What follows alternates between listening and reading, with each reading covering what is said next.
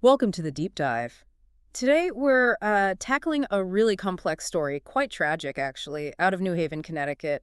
It spans from late 2020 into early 2024. Yeah, it's a tough one.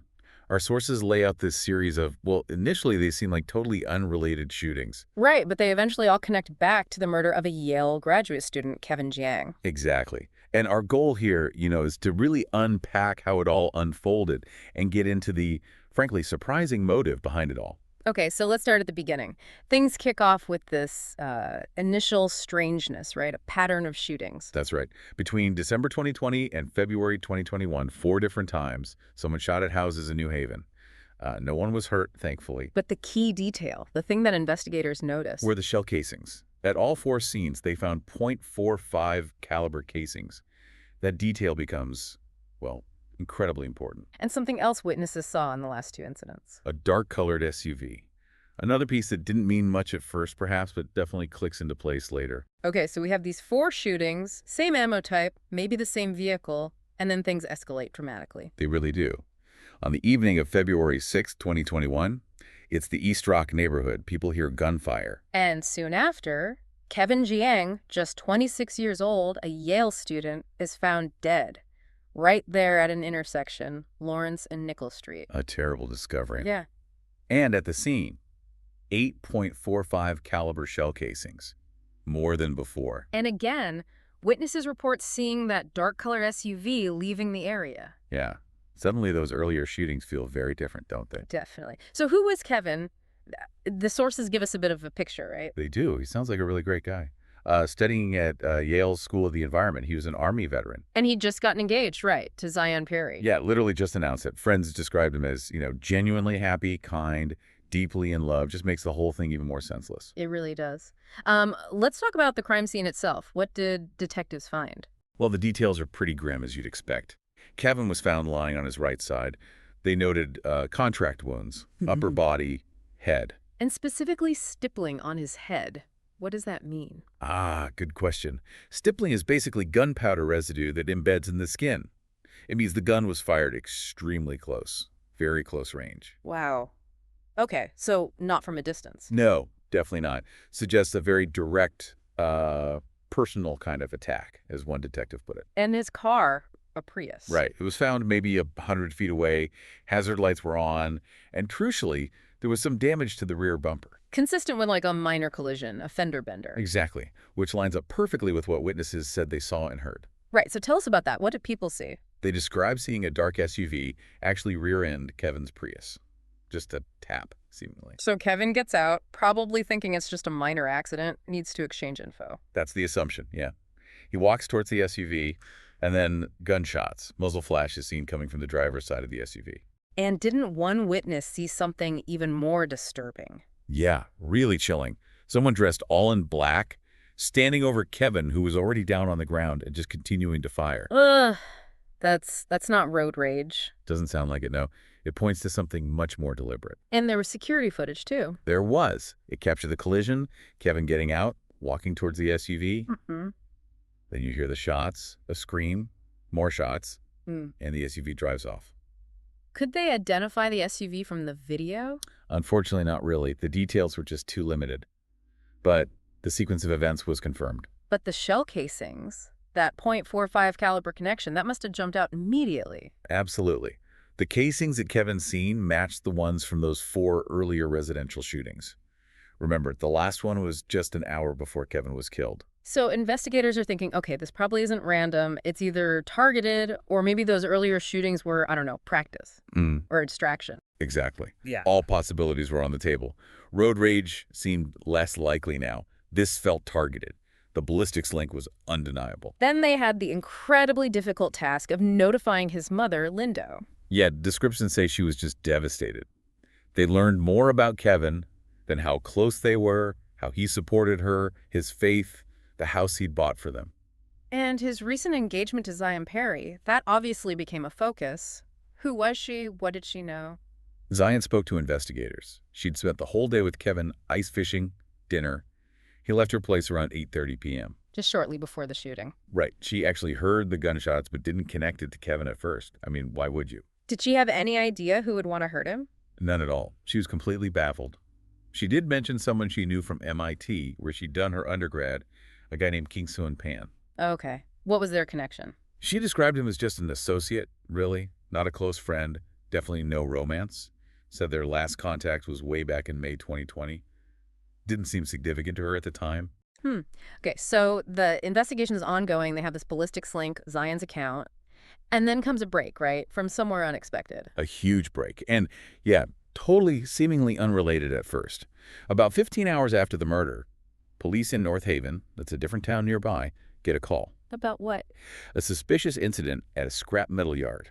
Security guard sees a black minivan or SUV driving erratically, gets itself stuck on some railroad tracks nearby. A black SUV. Okay. So North Haven police go check it out. Sergeant Jeffrey Mills, Officer Marcus Aries, they find the vehicle, stuck as reported, and the driver. Let me guess. 29-year-old Kingsuan Pan from Malden, Massachusetts. Wow. Okay. What did he tell them? Just that he got lost, took a wrong turn. His license, background check, all clean. Did the officers notice anything? Sergeant Mills remembered seeing a few things in the car. A yellow jacket, a blue bag, a briefcase. But crucially at this point, he hadn't heard the details about the New Haven homicide or the suspect vehicle description. So just a guy who got his car stuck? Pretty much. Pan seemed calm. He arranged for a tow truck, said he'd get a hotel. Nothing overtly suspicious to them at that moment. But things changed the next morning. Drastically. Yeah. An employee at an Arby's finds something odd. This Arby's is right near the hotel Pan said he was going to. What did they find? 3 bags. Inside, a .45 caliber handgun, lots of ammo, that blue retail bag Mills had seen, and a small black briefcase. No way. The same type of gun. Exactly. Sergeant Mills hears about this discovery. By now, he is aware of the New Haven murder, the .45 casings, the dark SUV description. And he connects the dots. The bags, the jacket he saw Pan wearing. Right. He recognizes the items as likely being the same ones from Pan's car the night before. And the Arby's is right next door to the Best Western where Pan was staying. So they test the gun.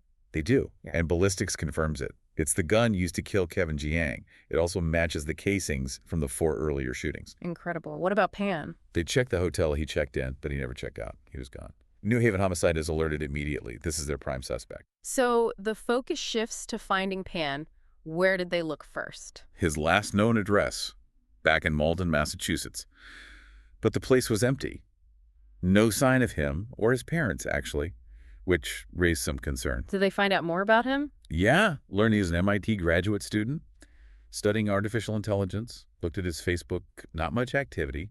Last post was years ago, 2016. But there was one connection there, wasn't there? A significant one. Zion Perry was listed as one of his Facebook friends. So they talked to Zion again. They do. And she confirms again, yeah, she knew him from MIT, but just as an associate. She was, by all accounts, totally shocked, couldn't believe he was being looked at for Kevin's murder. And investigators probably noticed her Facebook page. Exactly. Which prominently featured pictures and posts about her engagement to Kevin. So a theory starts to form. It does. A really disturbing one. That maybe Pan had some kind of secret obsession with Zion, something neither she nor Kevin knew anything about.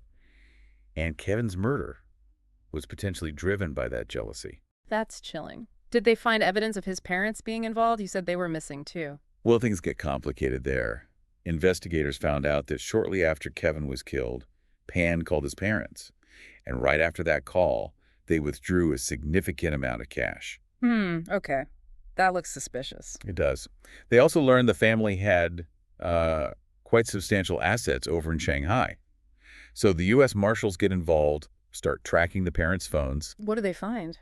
They tracked them moving south, found a crushed phone in North Carolina that belonged to one of them. A few days later, they actually stopped the parents' car in Georgia. Was Pan with them? No. Yeah. Just the parents. Their story was, well, Pan had called them, asking for help, needed cash. They gave it to him, and then he just got out of their car in Georgia and left. No explanation. Did the marshals buy that? They were very skeptical. It sounded like they were trying to cover for him, maybe help him escape. The mother even suggested at one point maybe Pan had killed himself. But the investigators didn't think so. No, they suspected the parents were actively helping him evade capture. So a full-on manhunt begins. Nationwide manhunt for Kingsuan Pan. They kept tracking the parents, found out they rented another car, and then the GPS in that rental car was disabled. Something Pan knew how to do. Apparently, yes, a tactic he'd used before. But they caught a break with surveillance footage. Showed Pan's father buying a computer at a mall in Georgia, and someone looking a lot like Pan was seen nearby. So much for the suicide theory. Exactly, that pretty much debunked it. He was alive and likely still with his parents or nearby. How did they finally track him down? The parents eventually started heading north again, and their car's GPS came back online. Investigators followed them. They saw the parents meet up with another couple, travel together for a bit, ended up at a hotel in North Carolina. Okay, getting closer. Then, late one night, they see Pan's mother borrow a phone from a hotel clerk. She makes a call, and then carefully deletes the number she dialed from the phone's history. Trying to be careful, but they got the number. The marshals recovered it. Traced that number to a boarding house near Alabama State University down in Montgomery, Alabama. And they went there. They did, and they found him. Kingsuan Pan was arrested there. What did he have with him? About $20,000 in cash, his father's passport, and several phones and communication devices. The manhunt was over. And the evidence against him was strong. Overwhelming. Despite him maintaining his innocence, the physical evidence was damning. Like what? The license plate imprint left on Kevin's damaged Prius bumper. It matched the plate that the SUV Pan was driving when he got stuck on the tracks. Wow, direct link. Yep. Pan's DNA was on the gun and the ammo found in those bags outside the Arby's. And, crucially, Kevin Jiang's blood was found on a hat belonging to Pan and also on the gear shift of that SUV. Okay, yeah. That's pretty undeniable. It really was. His lawyer basically told him, the evidence is too strong, you should probably take a deal. And he did. He did. In February 2024, almost exactly 3 years after the murder, Kingsuan Pan pled guilty to murder. What was the sentence? 35 years in prison with no possibility of parole. The sentencing must have been incredibly difficult for Kevin's family and friends. Absolutely. Very emotional. Kevin's loved ones spoke about their grief, the loss. Zion Terry actually addressed Pan directly. What did she say? It was pretty remarkable. She spoke about mercy, rooted in her faith, but also made it clear that, no sentence could truly account for the life he took. Did Pan say anything? He offered a brief statement, expressing some remorse. What about his parents? Were they ever charged for helping him? No, they weren't. Investigators felt they couldn't prove beyond a reasonable doubt that the parents knew he had committed murder when they first started helping him, giving him cash. It's a high legal bar to prove accessory after the fact. Right. So the case leaves this sense of deep loss and maybe some unanswered questions. Definitely. You hear about Kevin's friends wondering what he, being a man of strong faith, would think about his killer. Lieutenant Hubbard, one of the investigators, talked about visiting Kevin's grave, feeling a sense of peace, strangely enough. Like Kevin was encouraging them to keep going. It's just such a tragic end to a promising life. It truly is. This whole deep dive, it just shows you this chilling path from what looked like random acts of violence, those initial shootings, to a calculated, premeditated murder driven by, it seems, a hidden obsession. And it really highlights the police work, right? Connecting those dots, the ballistics, the witness accounts, that chance encounter in North Haven. Absolutely. Without that security guard noticing the stuck SUV or the Arby's employee finding those bags, who knows how long it might have taken. It shows how investigations can turn on seemingly small details. Still, you're left wondering, what exactly was going on in Pan's head? What was the final trigger? The obsession theory seems strong, but he never really explained it, did he? No, not fully, and that's often the case. The why can remain somewhat unclear, even when the who and how are solved. It leaves you with this unsettling feeling about, the hidden currents running beneath seemingly normal interactions. Yeah, the potential for darkness that we just don't see. Exactly, and the devastating impact when that darkness surfaces. It's a stark reminder, really. For anyone listening who wants to maybe understand more, exploring the psychology behind obsession or stalking might offer some broader context. Or looking into other cases where things that seemed random turned out to be connected. And of course, the 48 Hours episode on this specific case would give even more detail. Well, this was a heavy one, but important to understand. Thanks for taking this deep dive with us.